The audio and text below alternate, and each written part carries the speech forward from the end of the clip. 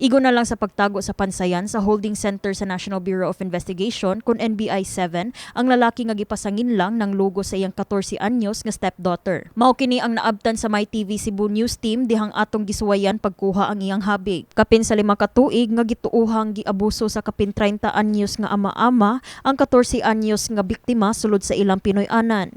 Nadakpan ang suspect pinaagi sa gilusad nga rescue operation sa NBI-7 o sa Department of Social Welfare and Development kon DSWD ni adtong Hulyo 26 dinhi sa Sugbo. Kini pinasika sa sumbong sa amahan sa classmate sa biktima nga nasumbongan sa biktima sa iyang kaagi.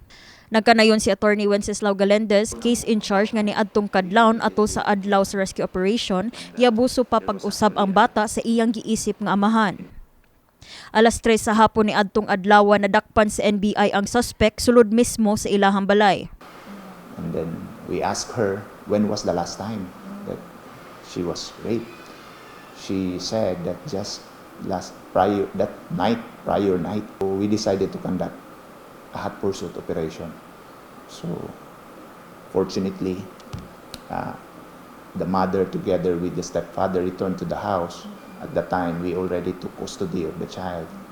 So we implemented the arrest. Nagsugod ang pagpangabuso sa bata sa edad nga 8 o 9 anyos, matud sa NBI nga gibaharan ang bata sa iyang ama-ama nga kumusumbong ang bata siya ang pasanginlan nga naguba sa ilang pamilya. Dugang ni Galendez nga base sa ilang assessment walay hanaw ang inahan sa biktima sa gibuhat nga pagpangabuso sa iyang partner. The suspect actually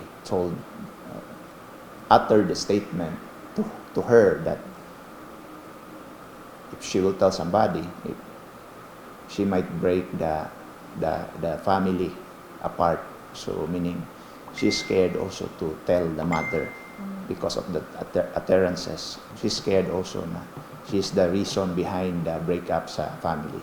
Kasamtangan karon nga anaa sa kustodiya sa DSWD ang bata alang sa psychosocial intervention. Mibutyag si Galendez nga mag-atubang ang stepfather og kasong statutory rape in relation to child abuse ubos sa revised penal code sa RA 8353 ug RA 𝗵𝗶𝗆.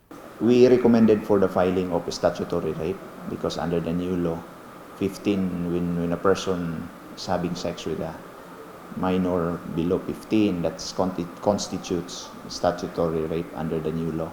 So, considering that crime was committed when she was only 13, though she just turned 14 yesterday, still within the prohibition under the... Kini si Elaiza Mae Penaranda, alang sa My TV, Cebu.